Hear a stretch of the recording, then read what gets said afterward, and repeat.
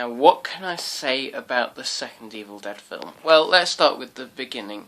At the start, it tells the story of basically the first one. It's slightly redone, and it only actually mentions 2 people, not the 5 that were in the first one. All you've got in it is Ash and his girlfriend.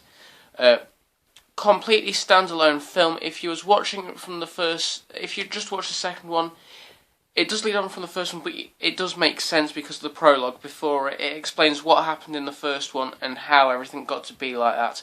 Although it, as I say, doesn't mention the 5 from the first one. Now, it's actually called Evil Dead 2 Dead by Dawn.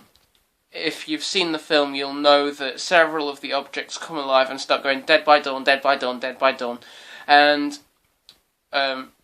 that's basically where the title for the film comes from. It's an absolute crazy film. You cannot take this seriously. There's the amount of blood that comes from Ash's hand is unrealistic. Seriously, it's about, like, say, nearly a bathtub full. The animating for it is over the top. I mean, the people who get possessed by the Necronomicon actually look very stupid and very comical in this one.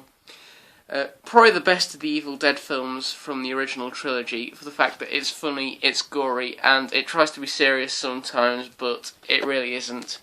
This is the first time that Ash actually says the word groovy in any of the films. It's when he ends up putting the chainsaw onto one hand and creating the sawn-off shotgun. He ends up saying groovy.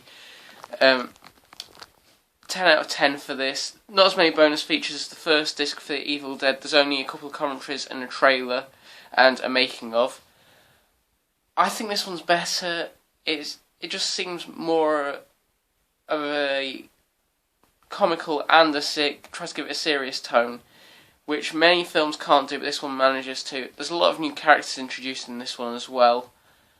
And the ending clearly teases the opening for the third one, which is good because a lot of films that tend to carry on don't actually tease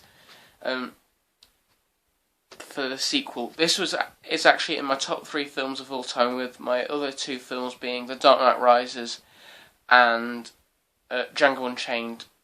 So, extremely good film. Once again, brilliant from Sam Raimi and Bruce Campbell, and next review is going to be Evil Dead 3.